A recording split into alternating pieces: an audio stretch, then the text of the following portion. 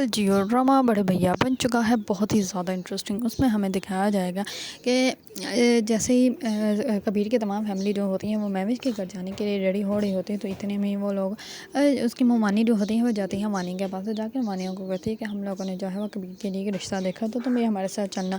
इस पर वो कहती है कि वाह, आप लोगों ने रिश्ता देख भी लिया, लड़की पसंद भी कर लिया, मुझे सिर्फ ऊपर से कहना है कि तुम भी चलना। इस पर वो कहते हैं कि नहीं बेटा, अभी सिर्फ बात करनी है हम लोगों ने, हमें एक लड़की पसंद है, तो हम सोच रहे थे कि उसकी फैमिली से बात करें। इस पर वो कहती है कि अच्छा कोई होगी ख़ानदान में से। इस पर वो कहते हैं कि नहीं, ख़ानदान में से नहीं। इस पर वानिया जो होती है वो कहती है तो फिर कौन है। इस पर उसकी ममानी जो होती है वो कहती है कि वो जो महविश आई थी। इस पर वो कहती है कि वो महविश जो कबीर के ऑफिस में काम करती है वो। इसमें वो कहते हैं कि हाँ वही।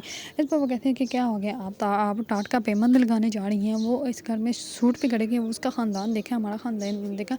वो बहुत बातें सुनाते हैं। इस बार जो होते हैं कबीर की ममानी वो कहती है कि बेटा ऐसी कोई बात नहीं, और वो कबीर को पसंद भी बहुत करती है, तो इसी वजह से हम लोग जो है वो ये रिश्ता लेने जा रहे हैं। अभी बात कोई पक्की नहीं हुई। इस पर वो कहती है कि नहीं ममानी, आप मेरी बात सुन लें और पल्ले बांध रहे हैं, ना ही मैं आपके साथ उन लोगों के घर जाऊँगी, ना ही मैं इस शादी में शिरकत करूँगी। इस पर वो बहुत ज़्यादा गुस्से से वहाँ से चली जाती है। दूसरी तरफ उसकी ममानी जो होती है उस बात को इग्नोर कर देती है। सब लोग जो होते हैं वो पहुँच जाते हैं महविश के घर, और महविश के दोस्त जो होते हैं वो बहुत ज़्यादा खुश होती हैं, और वो कहती है कि देख आखिरकार वो सब लोग आ गए तुम्हारा रिश्ता लेने के लिए। इस पर वो कहती है कि चलो चलते हैं।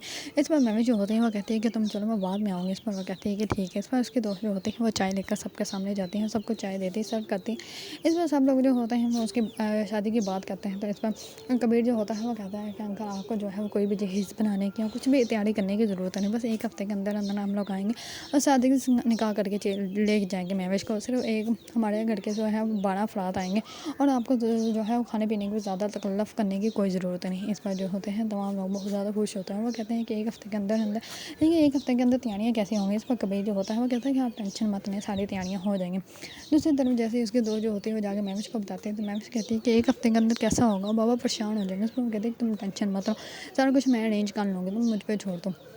दूसरी तरफ महविश के वालिद होते हैं वो बहुत ज़्यादा खुश होते हैं कि उनकी बेटी की जो है वो खुशी होने वाली है। इस पर वो कहते हैं कि आप तैयारियाँ कैसे होंगी। इस पर उसकी दोस्त जो होती हैं वो कहती है कि अंकल आप टेंशन मत लें, सारी तैयारी मैं कर लूँगा, और मेरी टीम आ जाएगी, वो खाने का अरेंजमेंट भी कर लेंगे, सारी तैयारी भी कर लेंगे। इसमें वो कहते हैं कि ठीक है भैया, तुम लोग जाकर शॉपिंग कर लेना। इस पर वो कहती है कि बाबा हमारी जो है वो 2 दिन के अंदर शॉपिंग हो जाएगी। इस पर महविश जो होती है वो बहुत ज़्यादा खुश होती है। महविश का वालिद जो होता है वो कहता है कि ठीक है बेटा, मुझे तो सिर्फ तुम्हारी खुशी ही अजीज़ है।